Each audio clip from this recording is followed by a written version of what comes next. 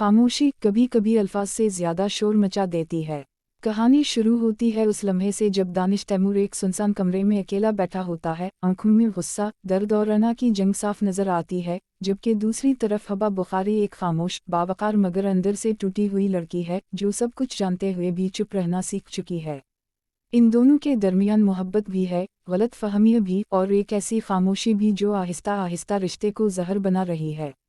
दानिश का किरदार एक ताकतवर, खौदार मर्द का है जो समझता है कि खामोशी कमज़ोरी है, मगर वो ये नहीं जानता कि हबा की खामोशी दरअसल कुर्बानी है। हर मुलाकात में नज़रें बातें करती हैं, हर जुमले के बाद एक अधूरा सच लटकता रहता है, और हर खामोश लम्हा एक नए तूफान की खबर देता है।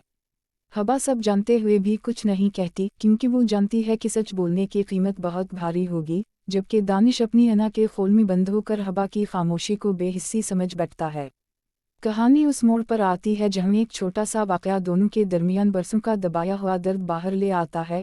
दानिश चीख कर सवाल करता है, तुम बोलती क्यों नहीं? और हबा की आंखों से बहते आंसू इस सवाल का सबसे दर्दनाक जवाब बन जाते हैं। यही खामोशी इस रिश्ते का सबसे बड़ा इम्तिहान बन जाती है, क्योंकि यह मोहब्बत लफ्ज़ों की मोहताज नहीं, मगर गुरूर सच सुनने की हिम्मत नहीं रखता।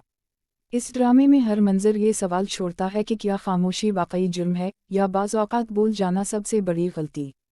अंजाम एक ऐसे मोड़ पर खड़ा होता है जहाँ फैसला सिर्फ एक है, या तो खामोशी टूटेगी या रिश्ता।